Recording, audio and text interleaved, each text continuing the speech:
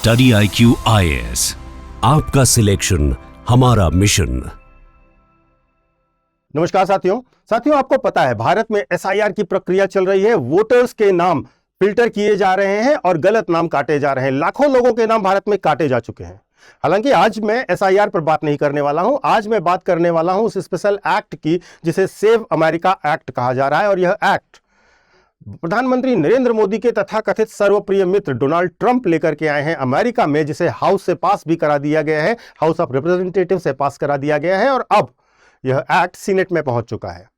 Interesting क्या है? Interesting यह है कि इसमें वही तर्क दिए जा रहे हैं जो तर्क हमारे यहां SIR में दिए जा रहे थे कि गलत नाम हटेंगे, सही लोकतंत्र तभी बचेगा। लेकिन महत्वपूर्ण रूप से समझिएगा, लोकतंत्र में सबसे खतरनाक यह नहीं होता कि कुछ गलत नाम ऐड हो जाएं, बल्कि सबसे खतरनाक यह होता है कि सही नागरिक तय करने का अधिकार किस संस्था के पास होगा। और इसीलिए इन दो दुनिया की सबसे बड़ी डेमोक्रेसीज में जो हो रहा है और जो होने जा रहा है, उसका विश्लेषण आज बहुत महत्वपूर्ण है और यहीं से हम शुरू करेंगे। तो सबसे पहले सेव अमेरिका एक्ट है क्या? देखिए, सेव अमेरिका एक्ट का जो सेंट्रल प्रोविजन है वह है फेडरल इलेक्शंस में, यानी कि राष्ट्रपति चुनावों की बात हो रही है। फेडरल इलेक्शंस में वोट डालने के लिए नागरिकता के लिए डॉक्यूमेंट्री प्रूफ अनिवार्य किए जा रहे हैं। मतलब आपका वोटर लिस्ट में नाम होने से काम नहीं चलेगा, आपके पास वो डॉक्यूमेंट्स भी होने चाहिए जो बताए जा रहे हैं, जैसे कि पासपोर्ट होना चाहिए, बर्थ सर्टिफिकेट या अन्य फेडरल जो एक्रेडिटेड सिटीजनशिप डॉक्यूमेंट्स होते हैं वह आपके पास होना चाहिए। और यह कोई छोटा बदलाव नहीं है, यह एक बहुत बड़ा शिफ्ट है जो कि अमेरिकन इलेक्शन प्रोसेस में अगर आप देखोगे कि तो पहले यह सेल्फ अटेस्टेशन से काम चलता था, लेकिन अब यहां पर होगा बिल्कुल हार्ड वेरिफिकेशन। अमेरिका में अब तक जो भी वोटर रजिस्ट्रेशन का सिस्टम था वो लार्जली जो था सेल्फ अटेस्टेशन पर आधारित था।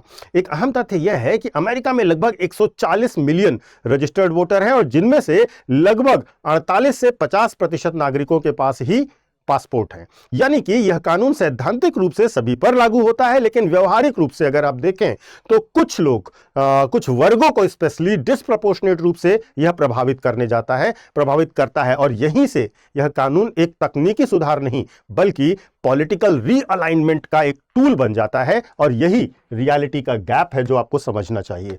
इसके बाद 2016, आपको याद होगा 2016 में जब प्रेसिडेंट ट्रंप आते हैं तो उन्होंने मागा का नारा दिया था, make America great again.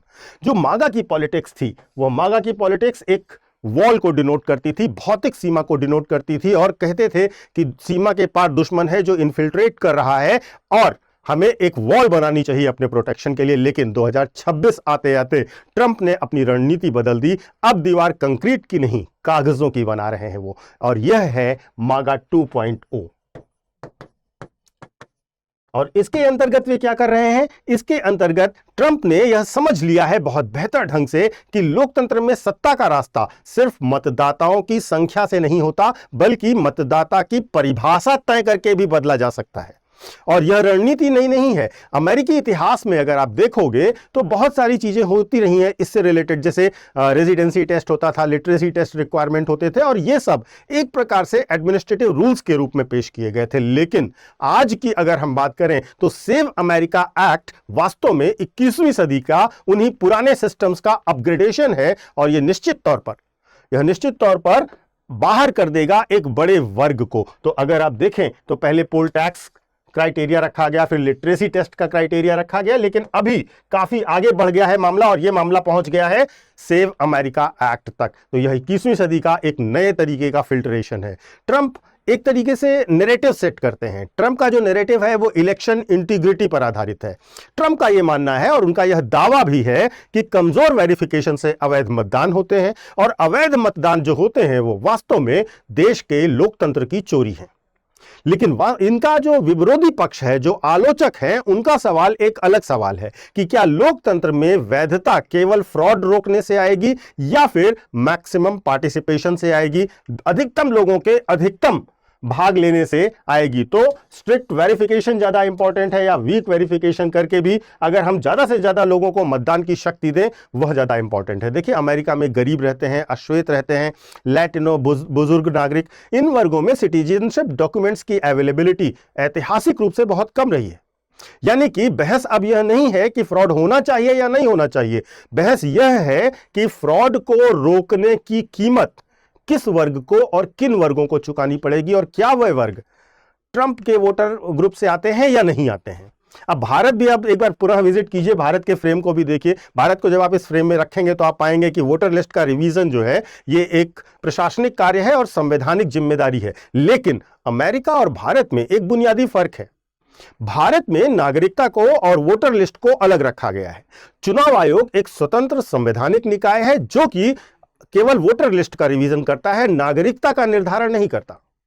America में कहानी अलग है। अमेरिका में जो चुनाव होते हैं वे राज्य सरकारों के अधीन होते हैं। सिटीजनशिप, इमिग्रेशन और इसके साथ साथ वोटिंग, तीनों जो है एक ही राजनीतिक बहस में उलझ गए हैं इस एक एक्ट के कारण। इसीलिए अगर भारत में एसआईआर विफल हो जाए तो कंट्रोवर्सी होगी, लेकिन अगर अमेरिका में सेव अमेरिका एक्ट विफल होता है तो यह लेजिटिमेसी ही पूरी तरीके से सवालों के घेरे में आ जाएगी। और यही क्वालिटेटिव डिफरेंस है अमेरिकन सिस्टम और इंडियन सिस्टम में।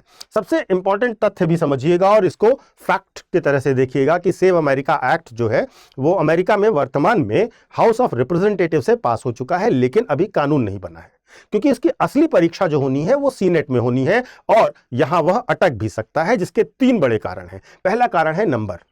देखिए, सीनेट में ऐसे पोलराइजिंग बिल के लिए 60 वोट की बाधा आती है जो रिपब्लिकन्स के पास फिलहाल तो नहीं है। दूसरा, जो फिलिबस्टर्स हैं, डेमोक्रेट्स इस लंबी बहस में लटका सकते हैं, इस फिलिबस्टर्स बहस के जरिए इस बिल को रोक सकते हैं। और तीसरा, स्टेट्स के राइट्स का मामला है। रिपब्लिकन सांसद भी आशंकित है कि यह कानून राज्यों के चुनावों में फेडरल दखल को बढ़ाएगा और जो फेडरलिज्म का मूल कॉन्सेप्ट है अमेरिका का, उसे कहीं ना कहीं कमजोर करेगा। यानी कि विरोध वहां पर जो हो रहा है वह केवल राजनीतिक नहीं है, संस्थागत भी है। तो असल में ट्रंप की रणनीति क्या है, जिसे मैं चेकमेट रणनीति कह रहा हूं।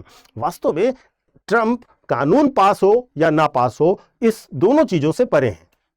ट्रंप दोनों स्थितियों में ही लाभ की स्थिति में है। अगर कानून पास हुआ तो एक तरीके से स्ट्रक्चरल इलेक्टोरल एडवांटेज मिल जाएगा ट्रंप को और वे दोबारा उनकी पार्टी जीत जाएगी। लेकिन अगर यह एक्ट गिर गया, नहीं पास हुआ सीनेट से, तो ट्रंप क्या नैरेटिव सेट करेंगे कि system does not want clean elections, यानी कि यह प्रीएम्प्टिव डिलेजिटिमेशन है। चुनाव से पहले ही यह कह देना कि अगर मैं हारूं तो सिस्टम का दोष है। यह वास्तव में एक प्रकार का चेकमेट है जो कि कानून नहीं बल्कि राजनीतिक मनोविज्ञान से चल रहा है। तो या तो इन्हें स्ट्रक्चरल इलेक्टोरल एडवांटेज मिलेगा अगर वो पास हो गया, अगर ये बिल लटक गया तो फिर ये नैरेटिव का एडवांटेज लेंगे और कहेंगे कि द सिस्टम इज रिग्ड। और यही मैं आपसे हमेशा कहना चाहता था, यह इनका फेवरेट तरीका भी है डोनाल्ड ट्रंप का। तो आप ध्यान दीजिएगा, एक प्रकार से ये राजनीतिक मनोविज्ञान है जिसमें एज ले रहे हैं ट्रंप अपना एक बड़ा नैरेटिव सेट करके। तो यहां पर एक बात और समझिएगा कि असली प्रश्न अगर हम देखें, एक एनालिसिस के बेस पर देखें, तो असली प्रश्न ट्रंप का है भी नहीं। असली प्रश्न यह है कि क्या आधुनिक लोकतंत्र धीरे धीरे राइट बेस्ड जो सिस्टम हुआ करता था उससे शिफ्ट हो रहे हैं डॉक्यूमेंट बेस्ड सिस्टम की ओर।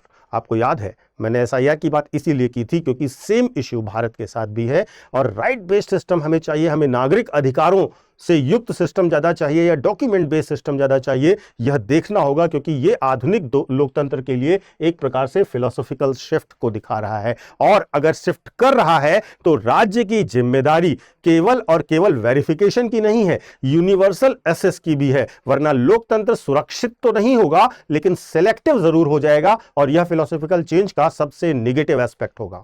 देखिए, लोकतंत्र केवल चुनाव जीतने की प्रक्रिया नहीं होती है, यह वह भरोसा है कि राज्य आपको बाहर नहीं करेगा। भारत में एसआईआर के जरिए अपनी मतदाता सूची को सुधारने की कोशिश की जा रही है, जबकि अमेरिका सेव एक्ट के जरिए मतदाता की परिभाषा ही बदलने की कोशिश कर रहा है। एक नाम का हटना बहुत आसान है, लेकिन एक नागरिक को खो देना किसी लोकतंत्र के लिए बहुत बहुत बड़ा प्रश्न चिन्ह है। तो यहां पर प्रोटेक्शन है या प्लॉय है, यह देखना पड़ेगा कि एक नाम अगर आप हटाते हैं वह इजी है, लेकिन आप एक सिटीजन को हटा रहे हैं तो यह डेमोक्रेसी का एक हैवी प्राइस पे करेगा। और एक तरीके से यह प्रोटेक्शन ऑफ डेमोक्रेसी है या फिर मागा का फाइनल चेकमेट है, एक नए फॉर्म में मागा लाया जा रहा है। तो मेरा सवाल आपसे बहुत सीधा और बहुत सिंपल है। उसके पहले मैं आपको रिवाइज करा दूं, इससे तीन मुद्दे उठते हैं। पहली बात, पेपर वॉल बनाई जा रही है, ब्यूरोक्रेसी को पॉलिटिकल बैरियर बनाया जा रहा है। दूसरा, डेटा गैप पर आपको ध्यान देना होगा इस पूरी न्यूज से। और तीसरा, स्ट्रेटेजिक विन विन सिचुएशन जो डोनाल्ड ट्रंप आ रहे हैं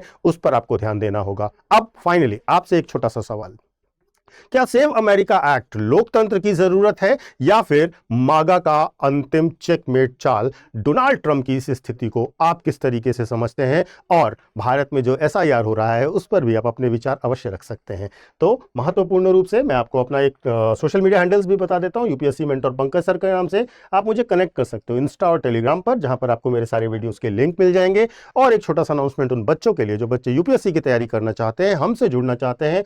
अगर आपका टारगेट 2027 या 2028 है तो आप हमारे जीएस फाउंडेशन बैच में जुड़ सकते हैं।